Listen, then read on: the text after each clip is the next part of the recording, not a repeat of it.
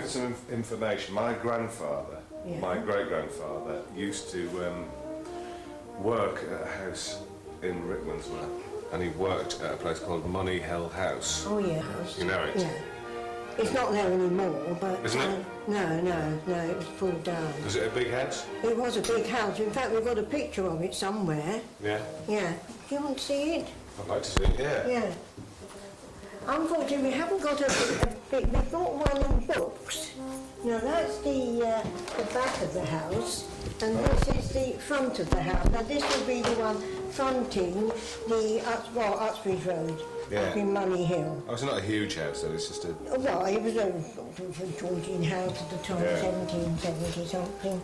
Yeah. And, I mean, it would be thought of as a big house in this area with all the cottages, you see, so that she was something. And to be butler there would be quite prestigious from his point of view, from your great-grandfather, was it? Yeah. Yeah. Yeah. So it's quite, well, you had to be a butler. I wouldn't have thought you'd need a butler in a house that size, but...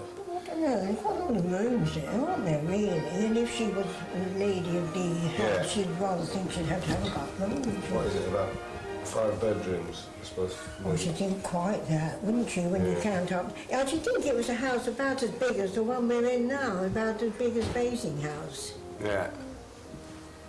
Which is, when you're upstairs, it makes you realise just how large it is. Yeah. Because it's all been pulled down, and it's now a retirement home. Is it? Right. Yeah. But, I mean, you can actually see it actually. It must have been quite big because it's actually named on the maps as Money Hill House. Yeah. Yeah, because it's. I mean, we've got a map here with it actually on. If you'd like to see it actually named on the map, would you? Yeah, I'd like to see that. Yeah, okay. I think, a minute, it can be this one, I think will be the best. You see, it's actually, here's Money Hill, and here's Money Hill House, actually named. Here's Rickmansworth, where you are now, and you see, you come along here, and they're on, I mean, it would be very different from what it is now. And if you're going up there to see where it was, you'll pass 2 stones, and right up here too, Money Hill House, and then of course you get on into Melend. Now, his mystery, you know, Harriet Walker, had a lot to do with the church, St Peter's Church in Melend. And you can see really there is quite a bit, even within its land itself. Yeah, so it sat alone on its own, did it? Yes. So I should think your great-grandfather was, you know, content to be a butler. Nice place. With Harriet. Did you know anything about her? Not very much, no. Lived there. She was a widow. Yeah, but she must have got money, I should think. Well, I just thought, yeah. Well, she's got a butler. Yeah, well, it's right beside the butler. She had a few others, don't you? Maybe she wanted a friend. Well, yes, she was one of the sponsors for St Peter's Church when it was built. Because it was a daughter church of St Mary's, which is the parish church in Rickmansworth. And St Peter's was one of the daughter churches, and she did a lot, I think, and gave a lot of money towards the building of St Peter's. She? I expect you'll go and visit St Peter's sometime just to see what she did. Yeah, down in the land. They've got you'll hear a lot of history of it from one of the vicars down there, who seems to be very knowledgeable on it. When it was a hotel, there were 19 bedrooms, many of them panelled, as well as 3 bathrooms, etc. 19 bedrooms. So it was a big house. Oh, look at it. I mean, we've got 6 windows at the front. And it was on 2 floors, an old world entrance hall with stone floor, and panelled from floor to ceiling with old oak, a very large lounge, smoking room, sitting room and dining room with separate tables. Yeah. So when was it a hotel then? Well, it was a hotel way back in... Money Hill Hotel. I wonder in 1943. Yeah. Or is it earlier history? But it's not there now, is it? Yeah, 1930, she encloses photocopies, the proprietors, and there were 25 bedrooms according to that. Yeah. They keep growing like mushrooms. With six windows, how can you get 25 bedrooms out of that? Well, two go into one. But you don't know how deep it is, do you? Because you've already got that lot at the back. Mm. Yeah. So who was that? Patrick Moore. We don't know. It was occupied by two Miss Watkins. Whether they were managers, tenants or evacuees, I don't know. And a lot of mice. Yeah. Oh, so that's why they had all the cats, I suppose, to get rid of the mice. Well, they had a lot of cats. Yeah. Apparently she's supposed to have about 32 cats and a goat. The woman... So I suppose that'd keep the mice down. Keep the mice at bay, yeah? Yeah, that's right. But, And where did they sleep, I wonder? well... In the 125 bedrooms. That was. It seems to keep increasing as the years go by. Oh yes, I have a small version which the proprietors were Mr. and Mrs. Vasari, and there were 25 bedrooms. So obviously they made 200. There were a lot of bunk beds and some sellotape. Absolutely, yeah. But we're going back a bit, aren't we, really? Well, I suppose, yeah. The 1800s. The mid-19th century. That's right, yes. So that's where he worked. Yes, yes. Then, but I think he came from, where did he come from? Lancashire or Yorkshire? Somewhere. I can't remember where he came from. Somewhere. It's quite a long way to come down, really, to... well, you go where the money is, I suppose. Yeah, that's you go right. where the work is. Yeah, down south. Well, that's supposed to be where the money... Yeah. Yeah. Barbara, can you tell us a bit about what sort of place it was in those days? I mean, was it a big area? Were there lots of houses? There are a lot of big houses around in that area, like these over here, you see. Yeah. Because we've got Moor Park, for one thing, and then you've got all these other big houses, like the Cedars, and you've got Chorleywood House, and then you've also got the old Charlotte Pond over there.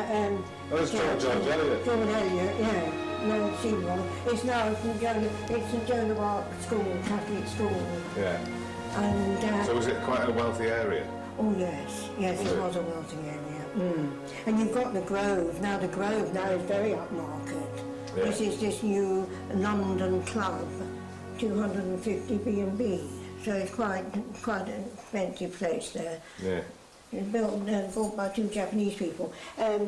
Parsonage Farm again is very old, mentioned in the Domesday Book. Langleyberry House was all to do with the Cassaburys over at Cassabury Park. And there's a bell from Money Hill. That's right, yes, that's right. One of the... I wonder if my great-grandfather rang that. Well, you never know, that was... I said, dinner is served. Yes, well, there you are, York House School. Well, he might have done, you know. Might have borrowed it when he's broke. And Rickmansworth Park House is where now the Royal Masonic School is, and that was built by probably Whitfield. When he lived down at the Bury, which is down by the church, and when they started to build the canal, he thought, oh goodness, I can't have them looking at me, so he built himself another house. It only took 4 years to build, it wasn't very big. Yeah. And then they sold out, fortunately, to the Masons, because now we've got the Royal Masonic School there, as against it being a housing estate. Mm. And it was quite interesting, because somebody came in with photographs, because her grandparents had been the housekeeper there, so she showed us photographs of the old house as it had been. Rickmansworth Park. Mm. He had it as a deer park to begin with. Well, I can see the deer there. That's right. And the 4 Corinthian columns. That's right. No, they're Doric, actually, aren't they? Yeah, because probably Whitfield wanted to be up with everyone, so he thought it would have a few... So I thought I'll have Doric columns. Oh, all right. Well, actually, that's not the front door. The front door's at the side. That one's got Corinthian columns. Yeah, well, that's more part. I'm a column nut. Oh, you like columns? Oh, lovely, yeah. Well, I mean, that really is upmarket there. Yeah. And that was after the Manor of the Moor. The Manor of the Moor was way down in Moor Park, and that's where Henry VIII took Anne Boleyn. Yeah. Claimed fame. And what you mean took her? Well, you never know. She would have been you know, It's with a the nice, gentry. yeah. Well, it's quite a gentrified area, isn't it? Oh yes, yeah. And parts of it still are quite old. There were a lot of Oh, it. yeah, I've lived there. That's it. Well, that is the man with the wall, you see, which is down by, down by Moorpark Station. As you came down in the train, you'd have passed it. Yeah. Have we got a picture of that? Well, no, there are no pictures left of the man with the wall. It completely disappeared. Wolsey was the one who thought he was so grand and he put a lot of work into it. But then he moved on to Moorpark and the one with the columns that you like. And then it all fell apart, and so I think everyone came and helped themselves to bits. You know, as gone, I think we found more bits. Yeah, but it was, we've got quite a bit of history about it, but there's none left. None of it left. Which is sad when you think there's none of it left at all after all those years. Is it on a lake? Well, well, there are lots of lakes around here from the gravel pits. So that more. No, I wasn't more like That's that. the old lake. It could be, you see, and this is the Berry, where Fodley Whitfield lived before he moved up to the Manor of the Moor. Yeah. Yeah, he was a benefactor to the town as well. In fact, up there, there's a weather vane with Fodley Whitfield on. 1770, which was supposed to be on top of the town hall there, the old town hall, which is no longer around. This is the old town hall. Yeah. The old market hall. Yeah. When is that? 1860? No. When was that? That was built much earlier than that, and it was built, but that was what is quite interesting, there's an oil painting up in the council offices of that, and when we had the person over from Amersham, she said, oh no, that's not the market hall in Rickmansworth, that's Amersham Town Hall, Amersham High Street, and they're identical pictures, and they think, oh, Howe's got the one. Is that where that was, up there? Yeah, that's it. And it's not there anymore? No, it's now an old people's home. Oh, well, it doesn't the exist. whole lot's It's been knocked down. Yeah. Now Mearsworth, which is an old people's I home. wonder if they've got mice in the old people's Oh, home. I shouldn't think so. I think they'll be scared, wouldn't they? Scared of the old people, yeah. Well, there we are. Thank you very much.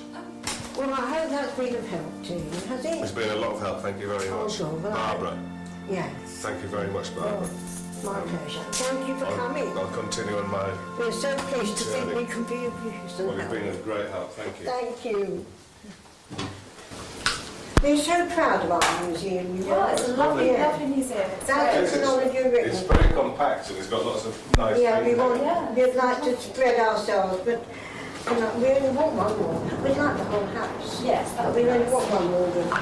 And we only want one. You'll have more stuff, won't you? Well, it should be perfect. It's very nicely set out as well. Lovely, thank you.